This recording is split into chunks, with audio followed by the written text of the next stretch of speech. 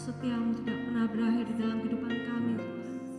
Penyertaan-Mu yang sempurna itu Tuhan mengalir Tuhan atas setiap kami. Terima kasih Tuhan. Biarlah kami mau datang menyembah, layakkan setiap kami Tuhan memasuki tahta suci-Mu Tuhan. Terima kasih ya Bapa, terima kasih Tuhan. Hanya di dalam nama Yesus kami berdoa dan mengucap syukur, haleluya. Amin. Mari shalom semuanya. Selamat pagi, mari kita sama-sama berdiri. Kita mau bersyukur pagi hari ini karena penyertaan Tuhan, pemeliharaan Tuhan yang luar biasa dalam kehidupan kita. Amin.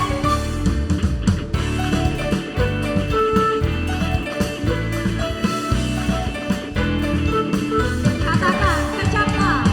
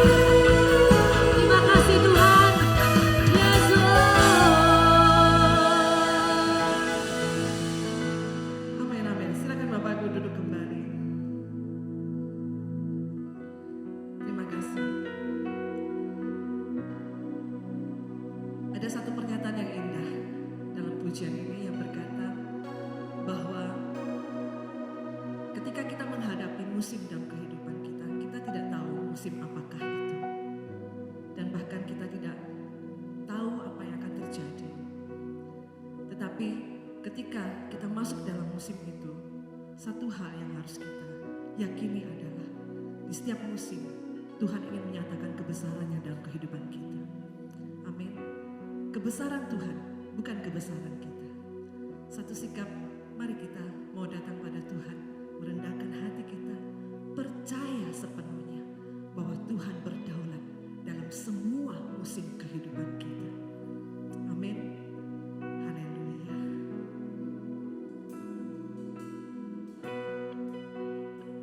Terima kasih Tuhan. Terima kasih.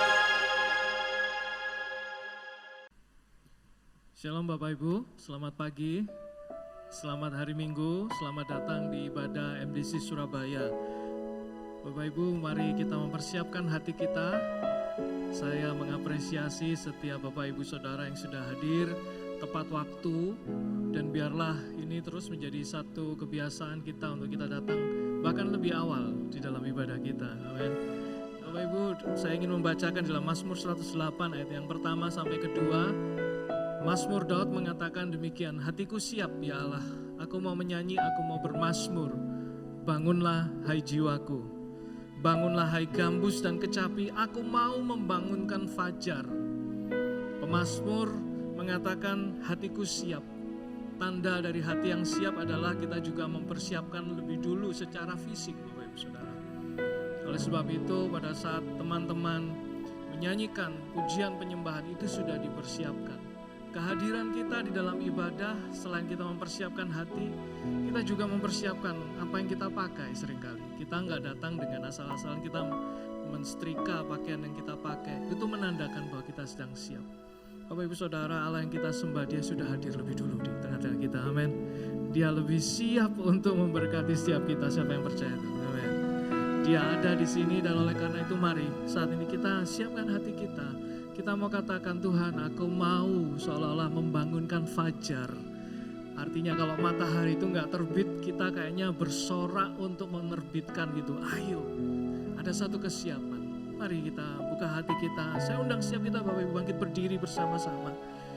Sebagai satu sikap hati kita yang siap, kita juga menunjukkan dengan gestur, dengan posisi tubuh kita. Bahkan pada saat kita menyembah, kita mengangkat tangan, itu menandakan bahwa Tuhan, aku meninggikan Engkau, aku menyembah Engkau. Pada saat kita bernyanyi, kita bersuara dengan keras, dan kita mau menyatakan bahwa Tuhan, aku mengasihi Engkau, aku meninggikan Engkau.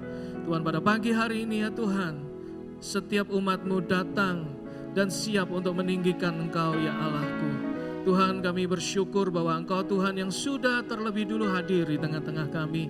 Dan kami mau menaikkan segala sembah, segala puji sebagai satu wujud kasih kami kepada Allah yang setia.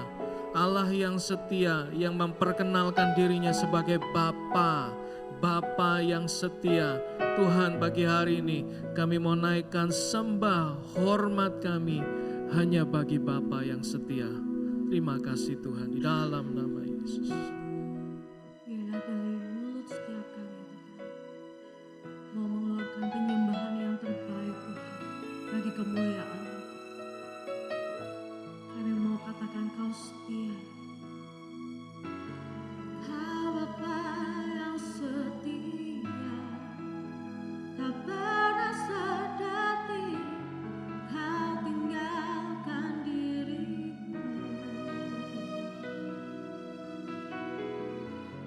Hatiku teguh di dalam janji-Mu sampai ku melihat kuasa-Mu.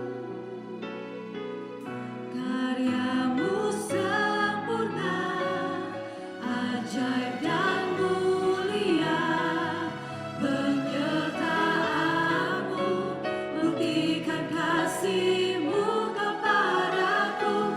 Ku agungkan Engkau, Yesus termulia, kasih-Mu terindah selamanya.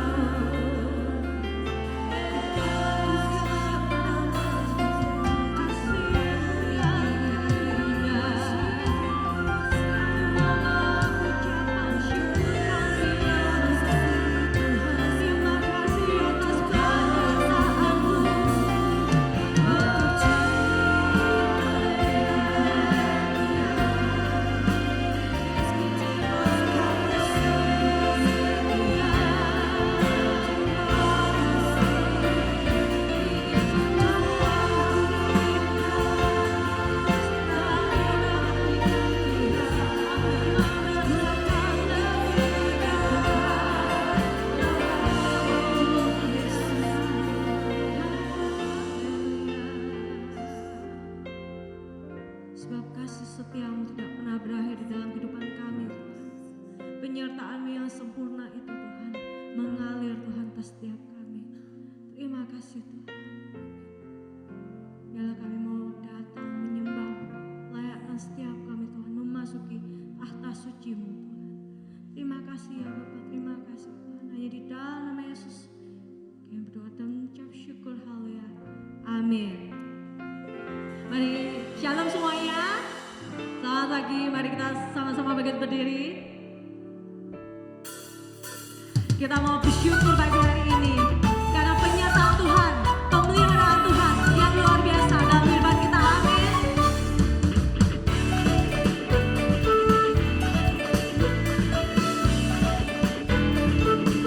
Katakan, kecaplah.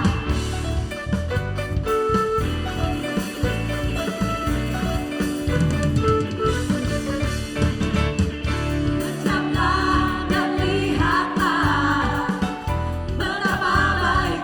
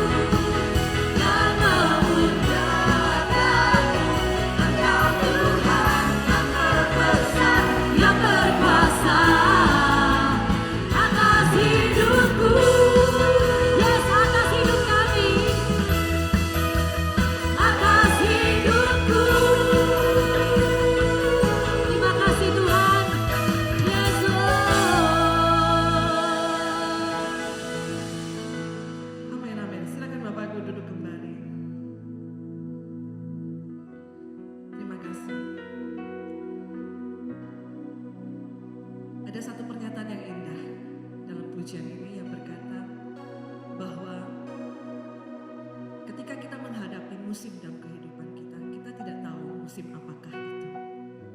Dan bahkan kita tidak tahu apa yang akan terjadi.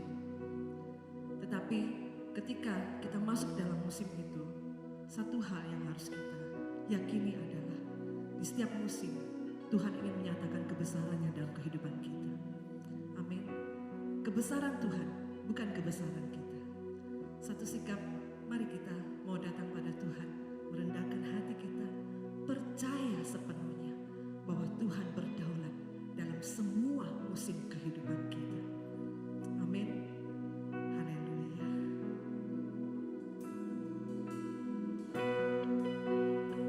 Terima kasih Tuhan. Terima kasih Yesus.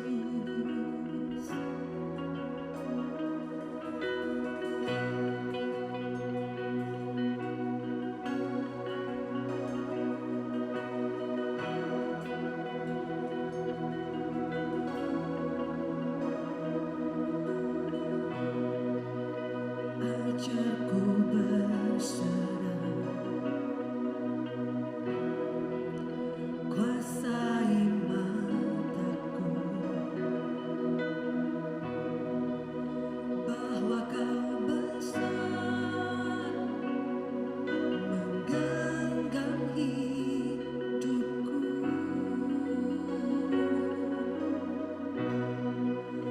Walau ku berjalan di lembah yang gelap, tenang jiwaku, sebab Kau besertaku.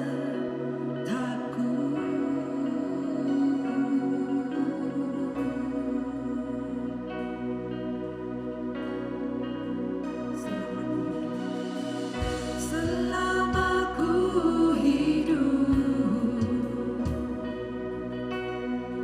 apapun musimku, ku percaya kebesaran-Mu, kekuatanku di dalam-Mu. Ku serahkan hidupku, akui kuasa-Mu, ku serukan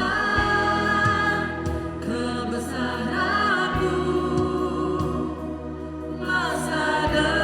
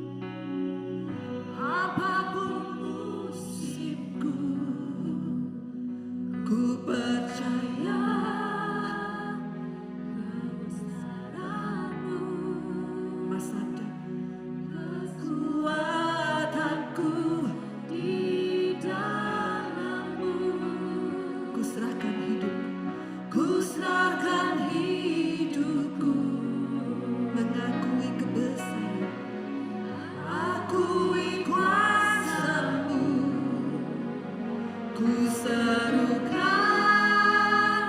kebesaran-Mu, masa depanku di tangan-Mu. Mari Bapak Ibu katakan, selama ku hidup, apapun musim setiap kehidupan kita, mari kita percaya kebesaran Tuhan. Kekuatanku di dalam-Mu. Ayo kita angkat tangan, kita berserah pada Tuhan. Ku serahkan hidupku. Kita akui kebesaran Tuhan. Akui kuasa-Mu. Ku serukan kebesaran-Mu, masa depanku terjaga di tangan-Mu. Haleluya, haleluya, haleluya.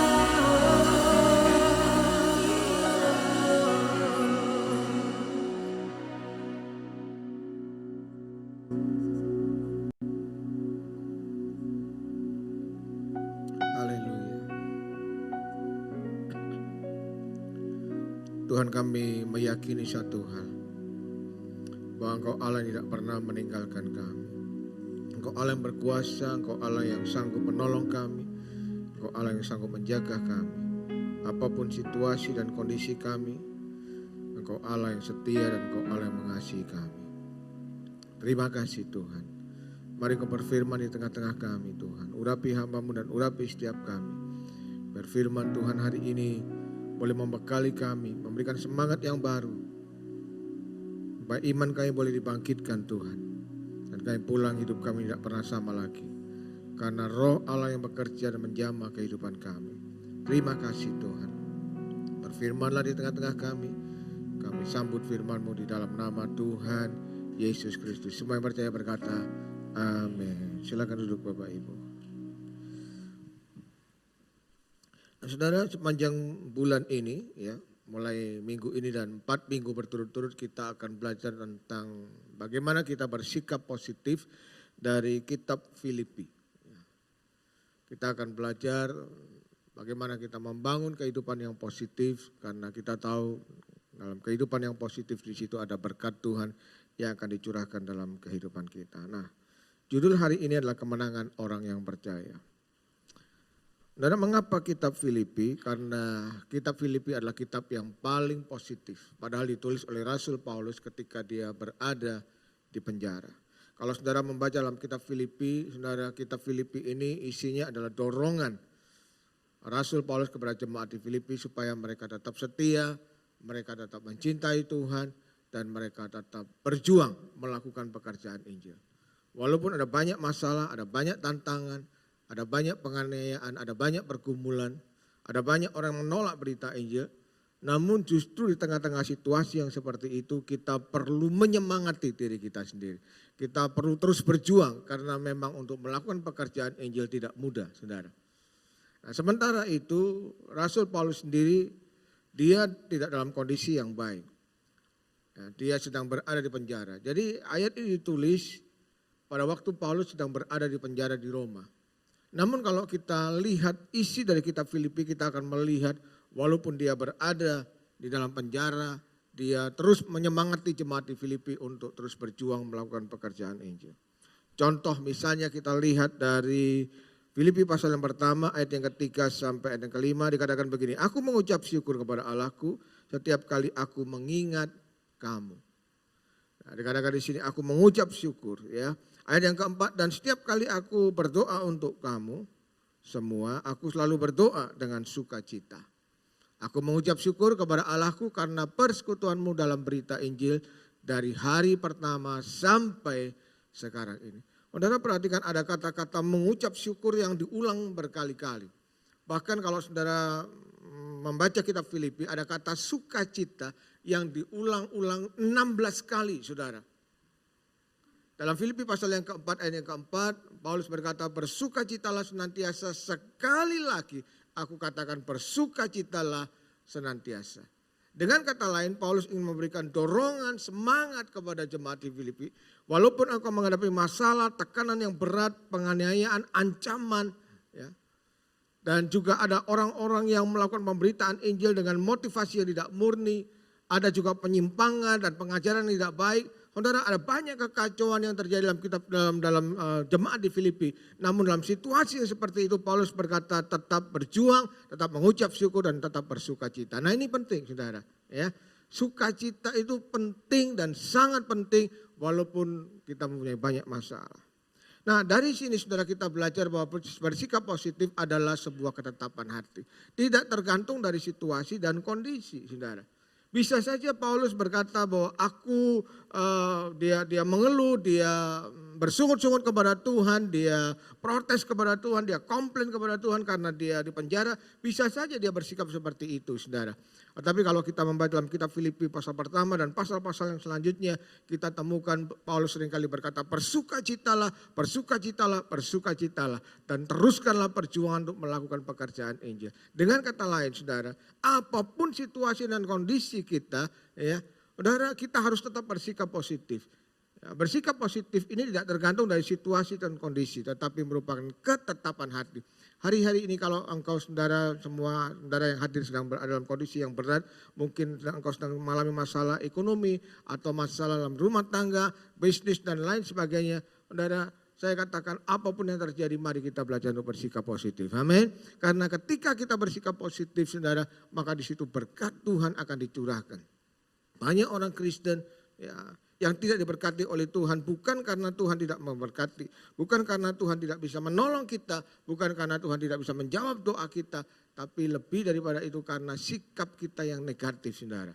Contoh misalnya tentang bangsa Israel yang keluar dari Mesir, Musa mengurus 12 pengintai. Ya, Musa mengutus 12 pengintai untuk menintai tanah Kanaan.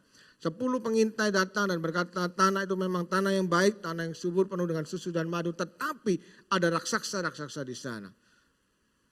Dan sementara itu dua orang yang lain, Kaleb dan Yosua, berkata memang betul ada raksasa di sana dan memang betul tanah itu tanah yang subur dan baik, tapi jangan takut, kata Yosua dan Kaleb, karena Allah yang kita sembah Allah yang lebih besar. Kita akan masuk dan kita akan telan mereka. Nah celakanya saudara, bangsa Israel lebih mendengarkan suara mayoritas 10 orang itu.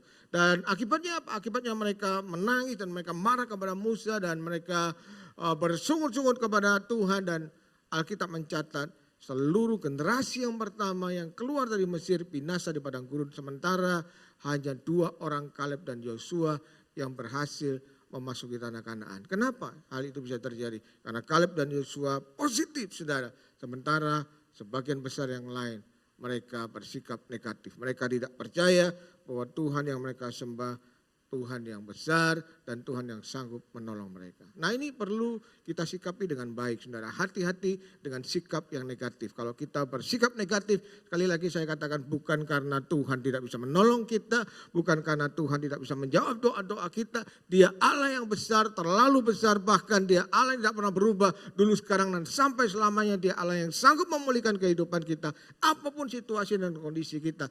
Yang penting adalah engkau harus bersikap positif. Percaya sungguh-sungguh dan meyakini bahwa Tuhan sanggup menolong kita.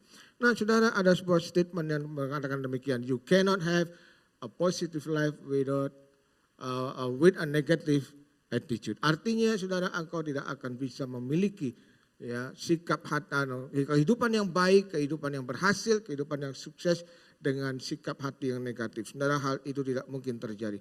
Mazmur 37 ayat yang keempat. Dikatakan begini, dan bergembiralah karena Tuhan, maka Ia akan memberikan kepadamu apa yang diinginkan hatimu. Dikatakan di sini bergembiralah karena Tuhan, maka Ia akan memberikan kepadamu apa yang diinginkan hatimu. Nah saudara, perhatikan kata-kata apa yang diinginkan hatimu. Nah apa yang menjadi keinginan saudara pada hari-hari ini? Ya bagi Anda yang mungkin belum punya pasangan hidup, engkau berdoa pengen punya pasangan hidup tahun 2023. Tidak salah saudara. Ya. Mungkin saudara pengen membuka sebuah usaha yang baru, tidak salah juga. Bagi Anda yang punya masalah dalam rumah tangga, dalam finansial, engkau berdoa, engkau minta supaya Tuhan memulihkan kehidupan saudara. Saudara tidak salah, sepanjang keinginan kita sesuai dengan firman Tuhan, sepanjang itu sesuai dengan kehendak Tuhan, apapun yang menjadi keinginan kita tidak salah saudara. Dan Tuhan bisa menjawab doa-doa kita. Tapi ada satu syarat saudara. Dikatakan di sini bergembiralah karena Tuhan. Artinya apa? Artinya kita itu bersuka cita karena Tuhan. Ada kesukaan, ada kerinduan yang mendalam kepada Tuhan. Tuhan itu menjadi prioritas utama. Tuhan menjadi yang terutama, menjadi yang terbaik dalam kehidupan kita. Saudara, kalau kita mendahulukan Tuhan di atas segala-galanya, kita menjadikan Dia yang terutama dalam hidup kita, maka apapun yang kita inginkan sesuai dengan janji Tuhan, Dia akan memberikannya kepada kita. Amin. Saudara, mari kita belajar bersikap positif sepanjang bulan ini dan juga bulan-bulan selanjutnya. Karena ketika kita bersikap positif, kita akan melihat pertolongan Tuhan terjadi tepat pada waktunya. Nah saudara, ada apa saja yang kita bisa pelajari dari pasal 1, Filipi pasal 1? Ada beberapa hal yang kita bisa pelajari. Yang pertama, Tuhan yang memulai, Tuhan yang menyempurnakan. Ya, Tuhan yang memulai, Tuhan yang menyempurnakan. Filipi 1 ayat yang ke-6 dikatakan begini, akan hal ini aku yakin sepenuhnya, yaitu Ia yang memulai pekerjaan baik di antara kamu akan meneruskannya sampai pada akhirnya pada hari Kristus Yesus. Saudara, sekali lagi Rasul Paulus memberikan dorongan kepada jemaat di Filipi. Walaupun ada banyak tantangan dan masalah, dikatakan aku yakin sepenuhnya ketika Tuhan memulai satu pekerjaan yang baik di antara kamu, Dia juga akan meneruskannya. Artinya apa saudara? Artinya gereja yang ada di Filipi tidak akan tutup saudara. Dia akan terus berlangsung, dia malah akan semakin berkembang. Kemarin saya sempat bertemu dengan seorang teman yang cerita saudara. Cerita ya. Ada satu gereja yang cukup besar di Surabaya, saudara. Kalau saya sebut nama pasti saudara akan tahu. Nah, saudara, dia sempat cerita begini. Ya, dari sekian belas, bukan cuma 1, 2, dari sekian belas gereja yang ada, saudara. Hanya mungkin ada beberapa 4 atau 5 gereja yang hari ini onsite dan yang lainnya masih tetap online dan bahkan mungkin bisa ditutup, saudara. Dan kemudian dari 4 atau 5 gereja yang ada itu pun kehadiran jemaat juga separuhnya, saudara. Bahkan kurang dari separuh. Pertanyaannya kemana mereka semua? Kemana jemaat yang dulunya hadir ribuan dan kemudian menghilang begitu saja, saudara. Ya ada 2 kemungkinan bisa pindah di gereja lain. Yang kedua mungkin mereka sudah terbiasa dengan ibadah-ibadah online. Nah Bapak Ibu, satu hal yang harus kita mengerti ya. Bahwa ketika Tuhan memulai sesuatu yang baik di antara kita, Dia akan meneruskannya dalam kehidupan kita. Nah, karena itu pastikan, apapun yang kita mulai, harus kita mulai bersama dengan Tuhan. Ketika gereja ini dimulai, saya masih ingat tahun 1980-an waktu itu, ada anak-anak muda yang bertobat menerima Yesus sebagai Tuhan dan Juru Selamat dengan semangat yang baru. Ini anak-anak SMA semuanya. Mereka bersekutu dari tahun ke tahun dan mereka belajar terus dari tahun per tahun dan hampir semuanya mereka ini tidak bergereja, saudara. Nah, tidak bergereja. Waktu itu bahkan kami ya teman-teman yang ada itu menentang adanya gereja.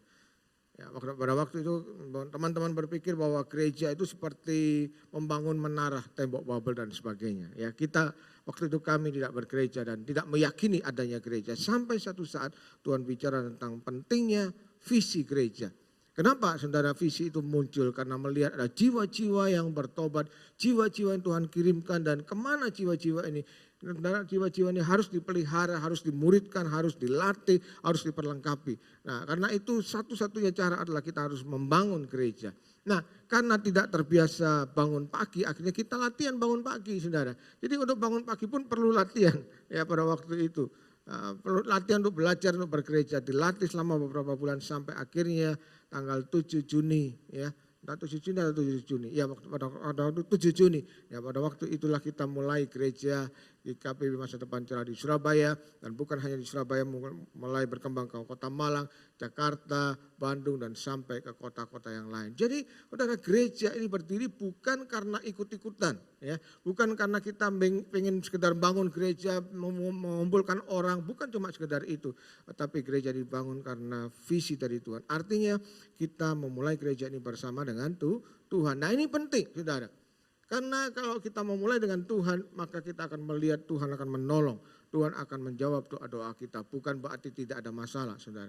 Nah, sekolah misalnya, sekolah yang kita bangun sekarang ini, saudara, dari sekolah Masa Depan Cerah, itu pun juga dimulai dari visi dari Tuhan. Ya. Waktu itu ada pergumulan, saudara. Kalau kita memberitakan firman Tuhan dalam ibadah minggu ini, seperti sekarang ini, hanya sekali dalam 1 minggu. Tapi kalau sekolah, saudara, maka kita punya banyak cukup hari. Ya, paling tidak ada 5 hari, Senin, Selasa, Rabu, Kamis, Jumat untuk memberitakan firman Tuhan. Dan itu kesempatan yang sangat besar, kesempatan yang sangat efektif. Apalagi diberitakan di antara anak-anak muda. Mereka adalah calon generasi penerus bangsa, penerus gereja, saudara. Jadi kalau kita membangun sekolah, maka kita akan melihat ada satu kesempatan yang luar biasa untuk memberitakan Injil. Visi Tuhan. Nah, itulah sebabnya dari waktu itulah kita mulai membangun sekolah itu. Apakah tidak ada masalah? Ada masalah, saudara. Ya. Tapi sekali lagi kalau kita mulai bersama dengan Tuhan, maka kita akan melihat pertolongan Tuhan terjadi dalam kehidupan kita. Tuhan akan menyempurnakan apapun yang kita lakukan. Karena itu pastikan apapun yang saudara lakukan, mulailah bersama dengan Tuhan, saudara. Nah, ini penting, ya. Saudara, jangan karena saudara melihat tetangga saudara buka mie ayam, depot mie ayam dan rame, kemudian saudara juga buka depot mie ayam yang sama dengan pikiran bahwa nanti bisa rame juga. Belum tentu, saudara. Jangan saudara berpikir bahwa kalau ada teman saudara buka pabrik komputer misalnya, IT, karena sekarang lagi tren, ya, ada AI dan lain sebagainya, dan kemudian saudara berpikir aku akan membuka pabrik yang sama dan berharap ya bisa ramai seperti dia. Belum tentu, saudara. Belum tentu. Yang perlu kita lakukan sekarang adalah bertanya-tanya kepada Tuhan, berdoa kepada Tuhan, minta hikmat Tuhan. Apakah ini benar dari Tuhan? Apakah ini kehendak Tuhan?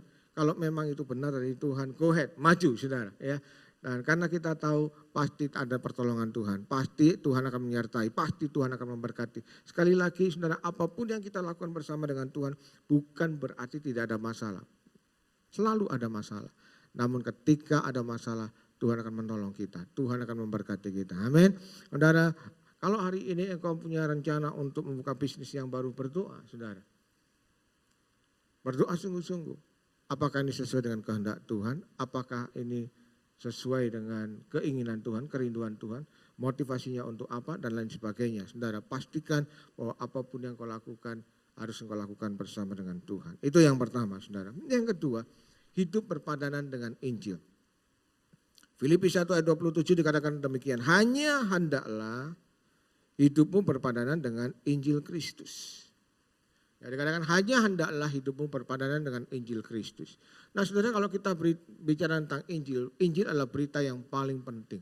Kalau ada berita yang paling penting, yang perlu didengar oleh semua orang, yang perlu diberitakan kepada semua orang, yang perlu diupayakan dengan segala upaya, saudara, yang perlu dibayar berapapun harganya dan mahalnya, saudara, berita itu yaitu berita tentang Injil.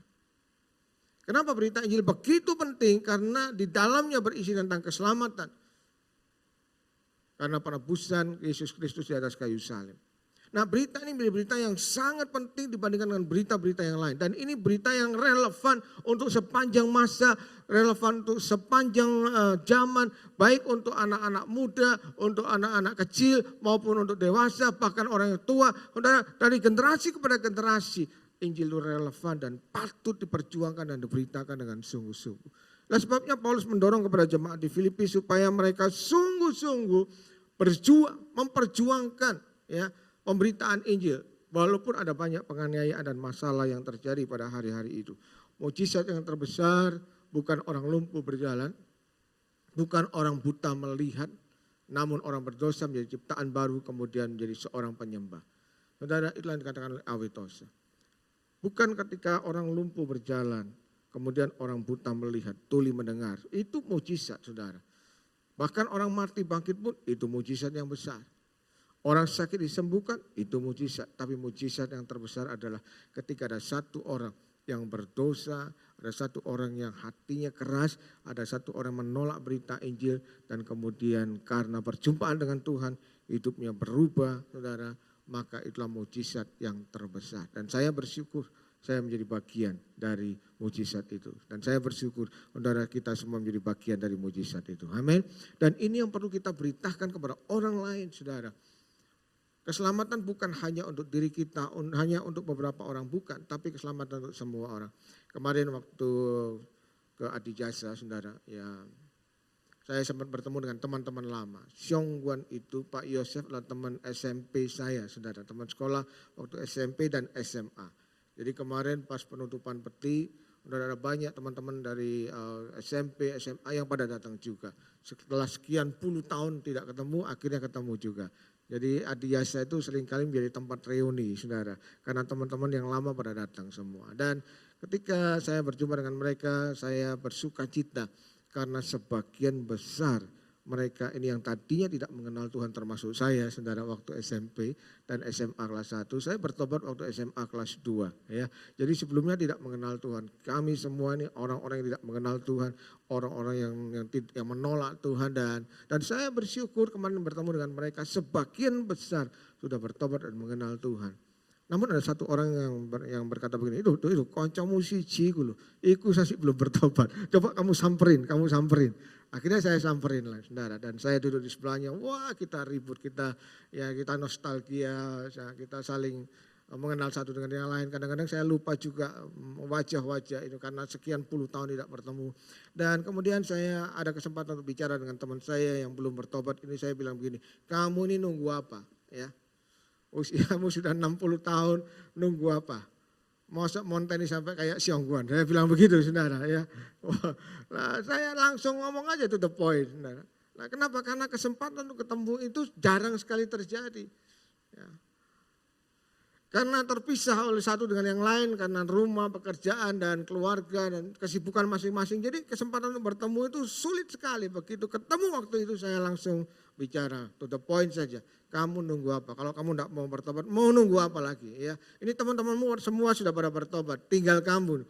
Wah, dia cerita, wah aku sudah bertobat, kamu yang belum bertobat dan sebagainya. Wah, dia guyonan, dan teman-temannya, sini. Nah, aku yang sudah bertobat, ya sudah puluhan tahun yang lalu. Ini loh si Antek ini yang belum bertobat. Dia bilang begitu. Jadi kita cerita. Nah, saudara, pemberitaan Injil adalah berita yang paling penting yang perlu didengar oleh semua orang. Dan mari kita terus melakukan pekerjaan Injil walaupun memang tidak mudah, saudara.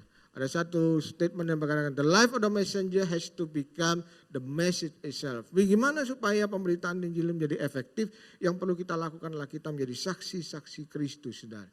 Bukan cuma dengan kata-kata, tetapi dengan perubahan hidup. Nah, ini yang paling penting, saudara. Saya masih ingat ketika saya mencoba untuk mengajak ayah saya, papa waktu itu belum mengenal Tuhan. Ya, saya bertobat dan saya merasa bahwa ada beban yang begitu dalam. Alkitab berkata begini, kalau ada satu orang bertobat maka seluruh keluarga akan diselamatkan. Tapi saya melihat bahwa ini papa mama belum bertobat, saudara, khususnya papa. Ya, jadi apa yang saya lakukan? Saya mencoba untuk bicara tentang Tuhan. Saya bilang sama papa saya, ayo pak ke gereja. Saudara, papa saya bilang begini, kamu itu baru kemarin kenal gereja, baru tahu, papa ini sudah tahu tentang gereja bertahun-tahun sebelumnya. Jadi rupanya dia pernah disakiti oleh orang Kristen dan dia tidak lagi mau bergereja. Udah tidak usah ngomong banyak hal, dia bilang begitu, saudara. Nah, ketika dia bilang begitu, apa yang saya bisa lakukan? Saya cuma bisa berdoa kepada Tuhan, minta supaya Tuhan melembutkan hatinya. Dan bukan hanya itu, saya juga menunjukkan perubahan hidup. Tadinya tidak peduli kepada keluarga, tadinya tidak mau membantu keluarga. Saya mulai peduli, saya mulai berubah hidup dan saya mulai membantu papa dan mama, membersihkan rumah dan lain sebagainya. Saya mulai cerita banyak hal, saudara. Sampai satu kali saya harus pergi ke Malang dan merilis jemaat di Malang, berpisah dengan mereka. Nah, selama bertahun-tahun saya berdoa terus untuk mereka sampai satu saat waktu itu ada sebuah brosur, saya dikirimi brosur dari teman-teman di Surabaya bahwa akan ada KKR di Delta Plaza waktu itu, ya. Dan saya berdoa kepada Tuhan, Tuhan saya tumpangi ini brosur ini, saya tumpangi tangan, saya berdoa Tuhan tolong bicara supaya melalui brosur ini papa saya boleh mengenal Tuhan. Dan saya bawa pulang brosur ini, saudara, saya taruh di tempat di meja biasa orang jalan, ya. Dan waktu papa saya jalan, dia lihat brosur itu, dia tanya, ini apa ini? Ini apa? Saya bilang, Pak ini KKR, ini brosur kebaktian kebangunan rohani. Papa boleh ikut enggak? Oh ya boleh, pasti boleh. Wah saudara saya senang sekali. Saya bersuka cita ketika mendengar bahwa dia mau ikut. Saya antar, saya duduk, saya dampingi saudara, dan kemudian waktu itu Pak Yeremia yang menyampaikan firman Tuhan, dia khotbah, dan kemudian dia tantang supaya semua orang yang mau bertobat maju ke depan, ada altar call, mau didoakan saudara. Saya agak sedikit kecewa. Kenapa? Karena papa saya tidak bergeming, saudara. Dia diam-diam saja dan dia tidak ada maju sama sekali. Rasanya saya mau angkat, saya dorong begini. Tapi kan tidak mungkin, saudara. Ya kan? Jadi apa yang saya lakukan, saya cuma bisa berdoa dan berdoa. Minta supaya Roh Kudus menjamah dan melembutkan hatinya. Sampai satu kali, saudara. Ketika semua sudah didoakan dan kemudian ada pengumuman. Dikatakan begini, barang siapa yang mau belajar lebih banyak tentang kekristenan bisa ikut kelas DK, kelas dasar kekristenan. Saudara, papa saya adalah orang yang suka belajar, suka membaca dan dia pengen tahu banyak hal, ya. Dan ketika dia mendengar hal itu dia langsung tanya sama saya, Papa boleh ikut enggak? Wah ya boleh Pak, pasti boleh. Akhirnya saya bawa papa saya untuk kepada teman-teman yang ada waktu itu, para pembimbing yang ada, saya kenalkan dan saya titipkan, saya berkata tolong titip papa saya ini supaya dibina, dibangun iman kekristenannya karena besok saya harus pulang lagi ke Malang. Dan saya bersyukur pada akhirnya ketika bapak saya bertobat, mengenal Tuhan, sempat bergereja di tempat ini, ya, dan melayani juga di tempat ini, saudara. Dan sebelum papa saya dipanggil Tuhan, dia sudah bertobat dan mengenal Tuhan. Saudara, janji Tuhan digenapi. Satu orang bertobat, maka seisi rumah akan diselamatkan. Nah, saudara, kalau ada di antara bapak ibu yang hadir pada siang hari ini, dan ada di antara keluarga saudara belum bertobat, saudara imani janji Tuhan ini, imani janji Tuhan ini. Kalau satu orang bertobat, maka seisi rumah akan diselamatkan. Ya, caranya gimana? Caranya kita yang memberitahu kepada mereka. Caranya bagaimana? Caranya kita menunjukkan perubahan hidup, saudara. Ya, dikatakan the life of the messenger has to become the message itself. Nah, bagaimana kita bisa diterima memberitakan Injil kita, saudara, kalau hidup kita tidak berubah, kalau hidup kita tidak pernah berbeda dengan dunia ini. Kalau hidup kita sama dengan orang-orang dunia, mereka akan berkata, wah percuma kamu cuma ngomong tok, gitu kan, hidupmu tidak ada bedanya satu dengan yang lain. Nah saudara, kita harus menunjukkan perbedaan hidup. Karakter Kristus harus nyata dalam kehidupan kita supaya berita Injil mudah diterima oleh setiap orang yang kita temui. Ya, dari poin yang kedua, pastikan saudara hidupmu berubah sungguh-sungguh. Nah, kalau saudara baca dalam kitab Filipi, Paulus juga berkata begini, ya hendaklah engkau hidup suci, hidup benar sesuai dengan firman Tuhan. Ya, supaya apa? Supaya engkau tidak bercacat celah dan engkau tidak tidak diragukan, tidak menjadi batu sandungan bagi banyak orang. Bapak Ibu, hal yang sama, mari kita berubah. Hidup berpadanan dengan Injil artinya hidup kita sesuai dengan firman Tuhan, sesuai dengan Injil. Ya. Nah, poin yang ketiga yang kita bisa pelajari adalah hidup adalah Kristus. Hidup adalah Kristus. Filipi 1 ayat 21 dikatakan begini, karena bagiku hidup adalah Kristus dan mati adalah keuntungan. Kalau kehidupan ini dibagi menjadi dua hal, saudara, maka ada dua macam kehidupan. Yang pertama adalah kehidupan yang bersifat temporary, ya, sementara, dan yang kedua adalah kehidupan yang bersifat eternal atau kekal. Nah, yang temporary itu Alkitab berkata begini, kalau masa hidup manusia itu sekitar 70 tahun, kalau kuat 80 tahun, saudara. Namun kenyataannya ada banyak orang yang belum sampai usia 70 tahun sudah pulang ke surga, ya, sudah dipanggil Tuhan. Nah, itu situasi yang ada. Nah, kenapa 70 sampai 80 tahun? Bahkan mungkin ada yang sampai 90 tahun. Ya, bersyukur kalau bisa sampai 100 tahun. Tapi pada akhirnya, saudara, setiap orang akan meninggal. Pada akhirnya setiap orang akan kembali kepada Sang Pencipta. Kenapa demikian? Karena bersifat temporary. Karena bersifat sementara. Nah, itulah kehidupan yang kita alami pada hari ini, pada sekarang ini di mana kita hidup. Namun ada satu kehidupan yang lain yang bersifat kekal, yang bukan cuma 100-200 tahun, bukan cuma 1000-2000 tahun, tapi bersifat kekal, saudara. Kalau kepada saudara diperhadapkan atau ditanyakan mana yang lebih penting, hidup yang temporary atau hidup yang kekal? Hidup kekal yang penting, saudara. Kenapa? Karena ini bersifat kekal untuk selama-lamanya. Engkau salah di sini, saudara, salah untuk masuk neraka, neraka untuk selama-lamanya. Surga, surga untuk selama-lamanya. Karena itu pastikan, saudara, pastikan selama engkau hidup sementara ini, engkau hidup sesuai dengan kehendak Tuhan. Pastikan bahwa engkau hidup untuk Kristus, saudara.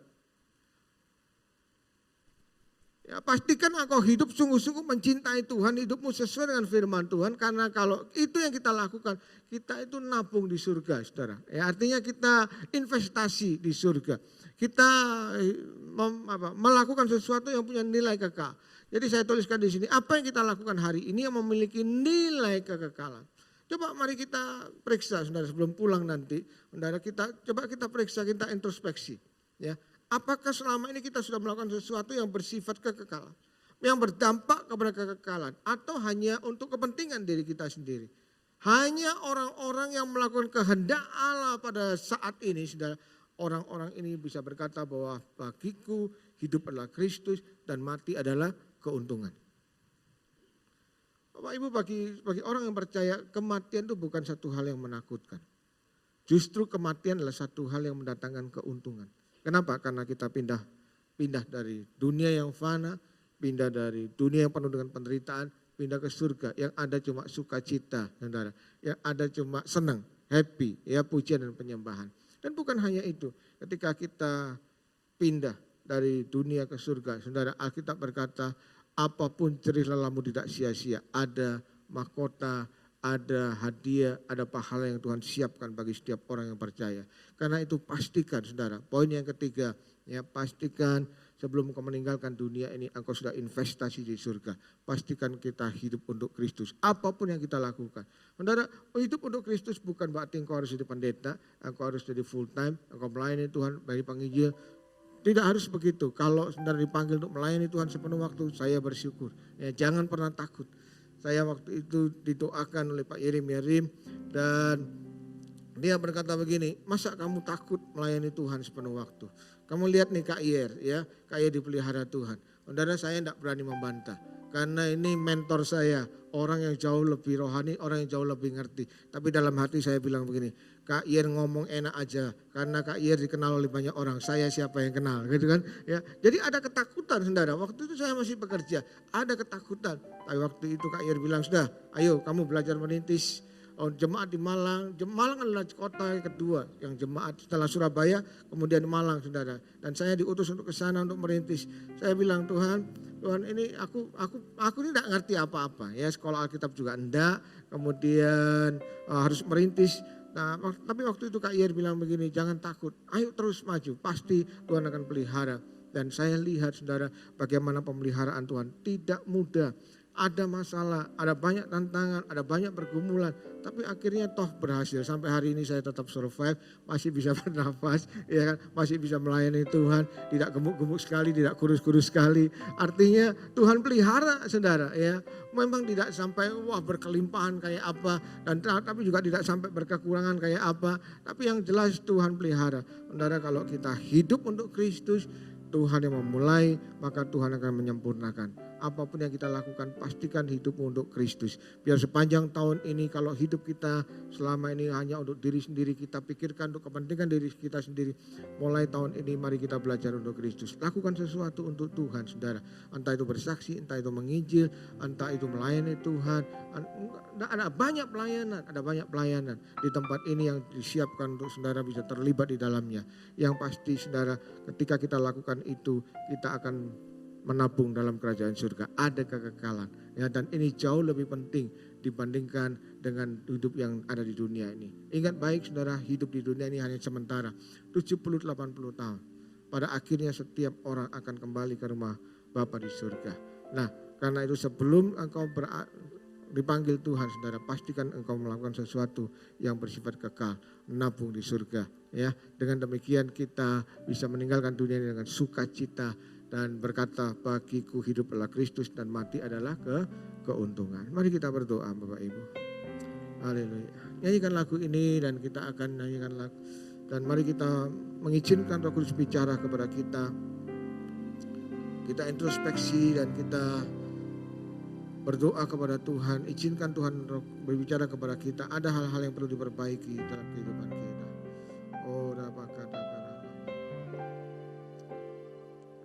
selidiki aku, lihat hatiku. ya Tuhan, apakah ku sungguh mengasihimu, Yesus, Kau yang Maha Tahu dan menilai hidupku. Tak ada yang tersembunyi bagimu. Selidiki aku, lihat hatiku, apakah ku sungguh mengasihimu, Yesus, Kau yang Maha Tahu dan menilai hidupku. Tak ada yang tersembunyi bagimu. Telah kulihat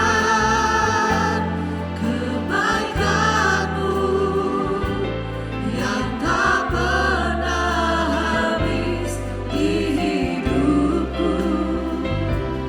Ku berjuang sampai akhirnya Kau dapati aku tetap setia. Bapak Ibu, dalam lagu ini dikatakan selidiki aku ya Tuhan. Mari kita berdoa. Kita izinkan Roh Kudus bekerja dalam kehidupan kita. Menyelidiki kehidupan kita. Apakah hidup kita selama ini sudah menyenangkan Tuhan? Apakah hidup kita selama ini sudah memuliakan Tuhan? Apakah kita sudah investasi sesuatu di surga yang berdampak kepada kekekalan? Kalau belum, saudara, masih ada kesempatan. Tuhan mengasihi kita. Tuhan sangat sayang kepada kita. Dia telah melakukan hal yang baik dalam kehidupan kita. Kalau kita diselamatkan bukan karena kita baik, tapi karena kasih Tuhan, karena anugerah Tuhan. Dan sekarang apa yang kita bisa lakukan untuk Tuhan? Mari kita lakukan sesuatu yang terbaik untuk Tuhan. Melalui harta kita, melalui hidup kita, pikiran kita, tenaga, semua yang kita punya, kita bisa berikan untuk Tuhan, untuk kemuliaan nama Tuhan. Nyanyikan lagu ini sekali lagi dan mari kita berdoa. Selidiki aku, lihat hatiku, Ya Tuhan, apakah ku sungguh mengasihimu, Yesus, Kau yang Maha Tahu dan menilai hidupku. Tak ada yang tersembunyi bagimu. mari saya undang kita bangkit berdiri. Tak kulihat kebaikan-Mu yang tak pernah habis di hidupku. Ku berjuang sampai akhirnya Kau dapati aku tetap setia. Tak kulihat kebaikan-Mu yang tak pernah habis di hidupku. Ku berjuang sampai akhirnya Kau dapati aku tetap setia. Kau dapati aku tetap setia. Tuhan, ini kerinduan kami. Apapun yang terjadi dalam kehidupan kami, Engkau temukan kami sebagai orang-orang setia mengikuti Engkau. Dalam setiap pergumulan, masalah, tantangan yang kami hadapi Tuhan, kami mau belajar untuk setia dan kami mau belajar yang memberikan yang terbaik kepada-Mu. Roh Kudus, tolong setiap kami, tolong jemaat-Mu di tempat ini Tuhan. Apapun latar belakang, profesi, kondisi kami, Tuhan kami mau belajar untuk menyenangkan hati-Mu. Karena kami tahu Tuhan ketika kami investasi di dunia ini ada pahala yang besar, ada mahkota kehidupan yang Tuhan siapkan di surga. Terima kasih Tuhan, tolong kepada setiap jemaat-Mu dan tolong pada setiap kami Tuhan, mampukan kami untuk melakukan sesuatu yang terbaik bagi kemuliaan nama Tuhan. Terima kasih Tuhan. Dan kalau sebentar kami akan menerima perjamuan kudus, layakkan kami Tuhan. Tuhan kami tahu perjamuan kudus ini sangat penting untuk mengingat betapa Engkau Allah yang mengasihi setiap kami. Terima kasih Tuhan. Di dalam nama Tuhan Yesus kami berdoa. Semua percaya berkata amin. Silakan duduk Bapak Ibu.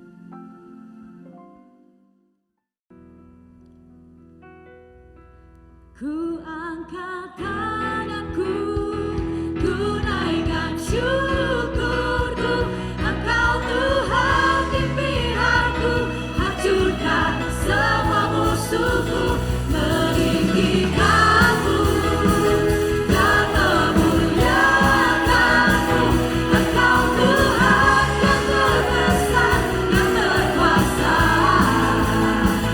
Ku angkat tanganku, ku naikkan syukurku, Engkau Tuhan di pihakku, hancurkan semua musuhku, meninggikanmu dan memuliakanmu, Engkau Tuhan yang terbesar, yang terkuasa atas hidupku.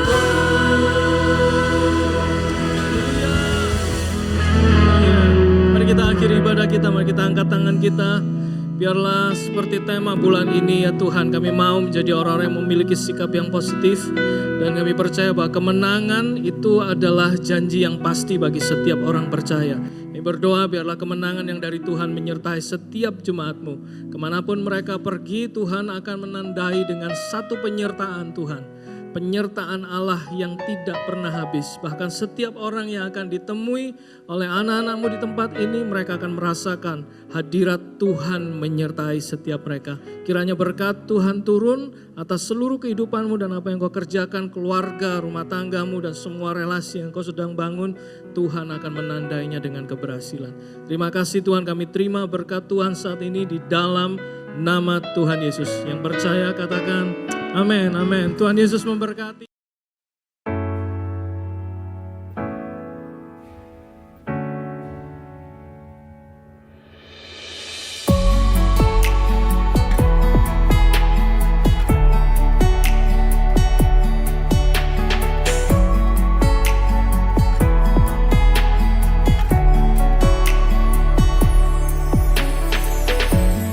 Bagaimanakah ku balas kasih-Mu di Kalvari? Bagaimanakah ku bayar darah-Mu yang tercurah? Hanya dengan ku serahkan hidupku bagi-Mu, hanya dengan ku membawa segenap hatiku.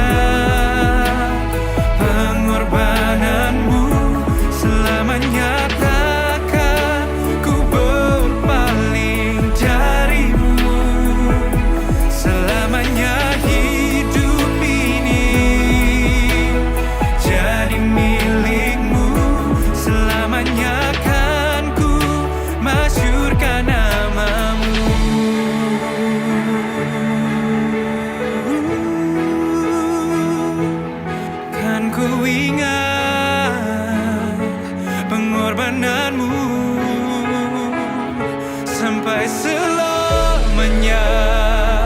Aku milik-Mu Tuhan, selamanya, selamanya, selamanya kan ku ingat pengorbanan-Mu, selamanya takkan ku berpaling dari-Mu, oh dari-Mu, selamanya hidup ini jadi milik-Mu, selamanya kan ku masyurkan nama-Mu, selamanya kan ku masyurkan nama-Mu, selamanya kan ku masyurkan nama-Mu.